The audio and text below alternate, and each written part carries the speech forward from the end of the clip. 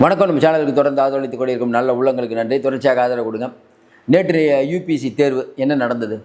ஏன்னா இன்றைக்கி டிஜிபி அவர்களை தேர்வு செய்து விட்டார்கள். ஆனால் ஓரளவுக்கு தேர்வு செய்துட்டாங்க. இப்போ அதுதான் திமுகவுக்கு ஒரு பெரிய இடி. பெட்டர் மாஸ் லைட்டே வேணும் அப்படிங்கிற மாதிரி கண்டிப்பாக இப்போ இருக்கக்கூடிய பொறுப்பு டிஜிபியே வேணும்னு சொல்லிட்டு உள்துறை செயலாளரும் தலைமைச் செயலாளரும் ரொம்ப போராடி பார்த்துருக்காங்க. ஒன்றும் முடியல. நம்ம ஏற்கனவே சொன்னோம்ல, அதுதான் நடந்தது. இது வந்து ட்ரெய்லர் தான். இனிமேல் அதிரடியான பல வேலைகள் நடக்கும். சரி, அந்த கூட்டத்தில் என்ன நடந்தது? அதாவது இந்தியா முழுக்க எவ்வளோ ஏரியாவில் எவ்வளோ டிஜிபியெல்லாம் இருக்காங்க. தமிழ்நாட்டில் மட்டும் பொறுப்பு டிஜிபி தான் வேணும்னு சொல்லிட்டு இவ்வளவு காலம் பொறுப்பு டிஜிபியை பற்றி ஓட்டிகிட்டு இருக்காங்க. பொறுப்பு டிஜிபி இருக்கிறதுனால இன்றைக்கி கரூர் சம்பவத்தில் ஆரம்பித்து விளாத்திக்குளம் சம்பவம், கிருஷ்ணகிரி சம்பவம், ரெட்டைக்குலை, அதுக்கப்புறம் டாக்கப் டெத்து நிறையா நடந்துட்டுருக்குது. ஏங்க பொறுப்பு டிஜிபியை வச்சுருக்கீங்கன்னா, இதுவரை முதலமைச்சரோ இல்லை கூட்டணியில் இருக்கக்கூடிய யாருமே பொறுப்பான ஒரு பதிலை சொல்கிறதில்ல. இவங்களுடைய நோக்கம் என்னென்னா, வரக்கூடிய தேர்தல் வரைக்கும் பொறுப்பு டிஜிபி வச்சே ஓட்டிடணும்.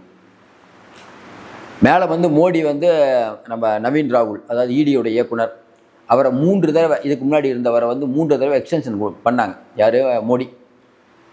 அப்போ வந்து எல்லோரும் சொல்லப்பட்டது என்னென்னா, என்னங்க இவருக்கு வேண்டிப்பட்ட ஆளையே மோடி வந்து எக்ஸ்டென்ஷன் கொடுத்துட்ருக்காரு அப்படின்னு சொல்லி உச்சநீதிமன்றம் போய் தான் அது வந்து அவரை தூக்கிட்டு இப்போ நவீன் ராகுலை போட்டிருக்காங்க.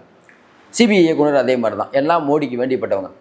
அப்போ நம்ம சொன்னோம், பாஜக பாருங்கள் அவங்களுக்கு வேண்டிப்பட்ட ஆட்களை போட்டிருக்குன்னு. நீங்கள் என்ன பண்ணிகிட்டு இருக்கீங்க? இதையும் தாண்டி பார்த்தீங்கன்னா, ஒரு ஐஏஎஸ் அதிகாரி பதவி விட்டு விலகிறாரு, அடுத்த நாளே தேர்தல் ஆணையராக நியமிக்கப்படுகிறார். இதெல்லாம் நடந்துச்சா இல்லையா? அதே மாதிரி பார்த்தீங்கன்னா, உச்சநீதிமன்றத்தில் நீதிபதியாக இருந்த ஒருத்தர் வந்து எம்பி ஆகி ராஜ்யசபா எம்பி ஆகிட்டார் பிஜேபியில். இப்போ பிஜேபி எல்லாத்தையும் வளைக்குதுன்னு நம்ம பேசிகிட்டு இருந்தோம். நீங்கள் என்ன பண்ணிகிட்டு இருக்கீங்க? அதே தானே பண்ணிகிட்டு இருக்கீங்க. ஞானேஷ்குமாருக்கு பெரிய அதிகாரத்தை மோடி கொடுத்தார் அப்படிங்கிறீங்களே, நீங்கள் மட்டும் இங்கே என்ன பண்ணீங்க? சைலேந்திர பாபு அவர்கள் வந்து பணி முடிஞ்சு ஓய்வு பெறாரு, அவருக்கு வந்து தான் டிஎன்பிசி பதவி கொடுக்கணும்னு ஒத்த காலில் நின்னீங்க. ரவி அவர்கள் முடியாததுனால அது இல்லாமல் போச்சு. அதுக்கப்புறம் என்ன பண்ணீங்க? சங்கர்ஜிவால் பணி ஓய்வு பெற்ற பிறகு அவருக்கு தீயணைப்பு துறையில் ஒரு பெரிய போஸ்ட்டு. உலகம் ஃபுல்லாக போய் அவர் வந்து பிஸ்னஸ் கிளாஸில் போயிட்டு வரலாம், நம்ம வீட்டு காசில். இதெல்லாம் நீங்கள் பண்ணீங்களா இல்லையா? இப்போ என்ன ஆச்சு? ஒரு பதட்டம் வந்து விட்டது. என்ன பதட்டம்? எப்படியும் வந்து மேலே இருந்து கேட்டு போட்டுருவாங்கன்னு தெரியும். நம்ம ஏற்கனவே சொன்னோம், அதான் நடந்தது. நேற்று யூபிஎஸ்சி கூட்டத்தில் முருகானந்தம் அவர்களும் தலைமைச் செயலாளரும் உள்துறை செயலாளர் ஜீரஜ்குமார் கலந்துக்கிட்டாங்க. ஏற்கனவே யூபிஎஸ்சியில் கொடுத்த 3 பேர் லிஸ்ட்டு. ஒன்று வந்து ஆவினில் இயக்குனராக இருக்கக்கூடிய ரத்தோர் ராஜீவ். இன்னொருத்தர் பார்த்திங்கன்னா இப்போ வந்து அந்த போலீஸ் பயிற்சி மையத்தில் இருக்கக்கூடிய ரத்தோர். இன்னொருத்தர் சென்ட்ரல் கவர்மெண்ட் பணிக்கு போன மகேஷ்குமார் அகர்வால். 3 பேரில் யாரோ ஒருத்தருக்கு போகணுன்னு முடிவாயிடுச்சு. இதில் நமக்கு தெரிஞ்சு ரத்தோருக்கு அதிக வாய்ப்பு இருக்குங்கிறாங்க. ஏற்கனவே ரத்தோர் அவர்கள் நமக்கு திமுக கூட கொஞ்சம் வேண்டிப்பட்டவர் தான், சன் டிவிக்கெலாம் ரொம்ப வேண்டிப்பட்டவர். ஆனால் என்ன சிக்கல் வருது இப்போ அப்படின்னா, இப்போ சீமா அகர்வால், ரத்தோர், ராஜு, இந்த 3 பேரை லிஸ்ட்டு அப்போவே போட்டிருக்கணும். யாராவது ஒருத்தரை போட்டிருக்கலாம். ஆனால் அந்த 3 பேரும் வரக்கூடாதுங்கிறதுக்காக பெரிய அளவுக்கு லாபி பண்ணது திமுக. அந்த விஷயம் மனசில் இருக்குமா இருக்காது அவருக்கு. இப்போ ரத்தோர் அவர்கள் வந்தாலும் இவங்களை வெளுத்து வாங்கணும்னு நினைப்பாரா? நினைக்க மாட்டார். அவள் தேவையில்லாமல் வம்ப விலை கொடுத்து வாங்கியிருக்காங்க. ஒரு புத்திசாலித்தனமான ஒரு முதலமைச்சர்னால் என்ன பண்ணியிருக்கணும்? ஒரு சீமா அகர்வால், ரைட்டு, சீமா அகர்வால் வந்து நேர்மையாக இருப்பார், உங்களுக்கு பிடிக்கல. ரத்தோர் உங்களுக்கு ஏற்கனவே தெரிஞ்சவர் தானே, அவரை நீங்கள் ஆக்கியிருக்கலாமே. இல்லை ராஜீவ்குமாரை கூட ஆக்கியிருக்கலாமே. உங்களுக்கு ஏன் இந்த என்ன சிக்கல்னா, இது முதலமைச்சரோ துணை முதலமைச்சருக்கோ தெரியாது. இங்கே இருக்கக்கூடிய அதிகாரிகள் அவங்க பதவிக்கு வரணும். அவங்க பதவிக்கு வரணுங்கிற ஒரே காரணத்துக்காக, அதாவது இவங்க பதவிக்கு வந்தால் என்ன பண்ண போகிறாங்களோ அதே தான் இந்த ரத்தோர் அவர்களோ ராஜீவ்குமார் அவர்களோ பண்ணுவாங்க. அவங்க ஸ்டாலின் சொல்கிறது பிரச்சனை எல்லாம் முடிஞ்சிருக்கும். நீங்கள் அவங்கள நியமிச்சிருந்தீங்கன்னா. இன்றைக்கி தேவையில்லாமல் பல அதிகாரிகளின் விரோதத்தை இன்றைக்கி ஸ்டாலின் சம்பாதிச்சிருக்கார். ரத்தோர் அவர்கள் என்ன நினைப்பார்? நம்மளும் திமுகவுக்கு வேண்டிப்பட்டவன் தானே, நம்மளை ஏன் அந்த பொறுப்பு கொண்டு வரலை? வெங்கட்ராமனை கொண்டு வராங்க, நம்மளே ஏன் கொண்டு வரலை? அந்த கோபம் இருக்குமா இருக்காதா? இப்போ அவர் வரப்போகிறார், என்ன பண்ண போகிறீங்க? ஏற்கனவே சொன்ன மாதிரி இன்றைக்கி வந்து பொறுப்பு டிஜிபியை மாற்றிட்டு எந்த டிஜிபி வந்தாலும் முதல் வேலையாக ஈடிக்கு வழி விட்டுருவாங்க நேரு அவர்கள் விஷயத்தில். இது மட்டும் நடக்காது, பல விஷயங்கள் நடக்கும். பல எஃப்ஐஆர்களை வேக வேகமாக க்ளோஸ் பண்ணியிருக்கீங்க, அதெல்லாம் தூசி தட்டி எடுக்கப்படும். பல ஸ்டேஷனில் பல பேர் மீது வழக்கு போடாமல் இருந்திருக்காங்க, அது எல்லாம் தூசி தட்டினா இவங்க தாங்க மாட்டாங்க. இன்றைக்கி இருக்கக்கூடிய பல பேருக்கு சிக்கல் வரும். அது அந்த ஒரு பெரிய தலைவர் கொலை செய்யப்பட்டார்கள், அதிலிருந்து பல விஷயங்கள் வெளியில் வரும். இதனால தான் இன்றைக்கி மேலிடம் ஆட்டம் கண்டு கொண்டு இருக்கிறது. அதாவது நாங்கள் வெளிப்படையான ஆட்சி நடத்துகிறோன்ட்டு நம்ம என்ன கோவம்னா, முதலமைச்சர் அப்படிங்கிற ஒருத்தருக்கு வந்து உண்மையிலேயே ஆட்சி நடத்த தெரியுதா? கலைஞர் அவர்களுடைய பையனாக இருந்து வீட்லேயே இருந்து பழகியிருக்கீங்க. இன்னைக்கு அதிகாரிகள்லாம் இந்த அளவுக்கு வந்து ஆட்டம் போட்டுட்டு இருக்காங்களே, இவங்களை ஏன் கண்ட்ரோல் பண்ண மாட்டீங்க? எடப்பாடி பழனிசாமி இருக்கும்போது இந்த மாதிரி அதிகாரிகளுடைய ஆட்டம் நடந்ததா? சார், அமைச்சர்கள் ஆட்டம் போட்டாங்கன்னா 5 வருஷத்துக்கு அப்புறம் அவங்க மக்களை சந்திக்கணும். அவங்களுக்கு ஒரு பயம் இருக்கும். அதிகாரிகளுக்கு அந்த பயம் இருக்குமா? ஆனால் நீங்கள் என்னென்னா தலையில் வச்சு கொண்டாடி கொண்டிருக்கிறீர்கள். இங்கே இருக்கக்கூடிய ஒரு ஐஏஎஸ் அதிகாரி பார்த்தீங்கன்னா ஒரே வீட்டில் 2 ஐஏஎஸ், 2 பேருக்கும் முக்கியமான பதவி. அதுவும் குறிப்பாக பார்த்தீங்கன்னா அவங்க வந்து அவங்க மனைவி, அவர் ஐஏஎஸ் இருக்கார், அவங்க மனைவி இருக்காங்க. அந்த ஐஏஎஸ் முதல்வருக்கு வேண்டிப்பட்டவர். அதனால் அவங்க மனைவியை ஒரு போஸ்டிங் போடுவாங்க. அவங்களுக்கு பிடிக்கலன்னா மறுபடியும் அதே போஸ்டிங் மறுபடியும் மாறுவாங்களாம்.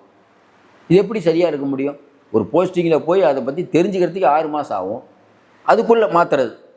அப்போ என்னென்னா இங்கே வந்து இந்த பதவிக்கு யார் பொருத்தமானவர், இந்த சட்டம் ஒழுங்குன்னா இந்த எஸ்பியை போடணும், மது விலக்குன்னா இந்த எஸ்பியை போடணும் அப்படிலாம் இல்லை.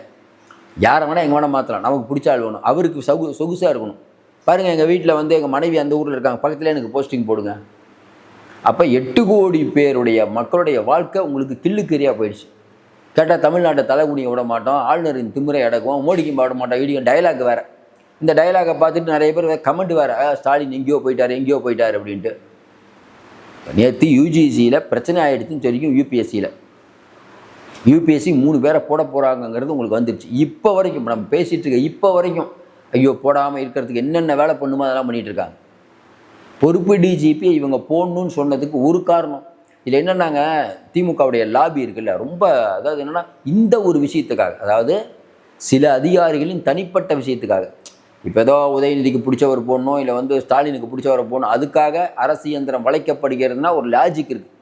கஷ்டப்பட்டு எல்லாத்திட்டையும் போய் பிரச்சாரம் பண்ணி முதலமைச்சராக உட்காந்துருக்கார். அவருடைய ஆசையும் இல்லை. அவருடைய ஆசை இல்லாமல் சில அதிகாரிகளுடைய ஆசைக்காக ஒட்டுமொத்த தமிழகம் மட்டுமல்ல, முதலமைச்சருக்கு இது தலைகுனிது. இதை கண்டிக்காத முதலமைச்சர் என்ன முதலமைச்சர்? நல்லா யோசிச்சு பாருங்க. இப்போ நேற்று உத்தரவு போட்டாங்க, அநேகமாக எந்த நேரம் வேண்டாலும் ரத்தோர் அவர்கள் பதவிக்கு வரலாம். ரத்தோர் அவர்கள் பதவிக்கு வந்தால் இதுக்கு முன்னாடி இருந்த மாதிரி சொகுசாக பல பேரால் இருக்க முடியாது. ஏன்? தேர்தல் ஆணையம் கண்ட்ரோல் ஒன்று. ரத்தோர் அவர்கள் வரும்போது எப்படி வருவார்? தேர்தல் ஆணையம் நினச்சா அவரை கூட மாற்றலாம். அப்போ ரத்தோர் அவர்கள் யாருக்கு சாதகமாக இருப்பார்? மேலே இருக்கக்கூடிய பிஜேபிக்கா இல்லை திமுக? நல்லா யோசிப்பார். அப்போ உங்கள் கூட நண்பராக இருந்தவரை கூட விரோதியாகக்கூடிய ஒரு முதலமைச்சர் தான் ஸ்டாலின். ஸ்டாலின் சிறந்த ஒருங்கிணைப்பாளர். எல்லா கூட்டணி கட்சிகளுக்கும் வந்து கரெக்டாக கூப்பிட்டு வச்சு சீட்டை கம்மியாக கொடுக்குறாருன்னு ஒரு பேர் இருக்குது, உண்மைதான். ஆனால் எங்கே நீங்கள் கோட்டை விட்டுட்ருக்கீங்க? சரியான நாட்களை சரியான இடத்துல வைக்கணும். சரியான நாட்களை சரியான இடத்துல வச்சுருக்கீங்க. நீங்கள் போட்டுட்ருக்க ஒவ்வொரு அதிகாரியும் நீங்கள் யாரெல்லாம் நம்பிட்டு இருக்கீங்களோ அந்த அதிகாரிகளை அவங்கள முட்டு சந்தில் கொண்டு வந்து நிறுத்திட்டாங்க.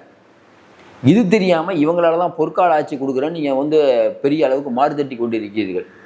உங்களுடைய முகத்திரை ரொம்ப நாளைக்கு முன்னாடி கிழிந்து விட்டது. வெகு விரைவில் ஒரு முடிவு கட்ட போகிறாங்க. நேற்று நடந்த யூபிஎஸ்சி மீட்டிங்கில் ஒரு முடிவாயிடுச்சு. இது இவருக்கு இடியே இருக்கக்கூடிய செய்தான். பார்த்துட்டு இருக்க மக்கள் சொல்லுங்கள், இனிமேல் ஜொரூராக இருக்கும் அரசியல்.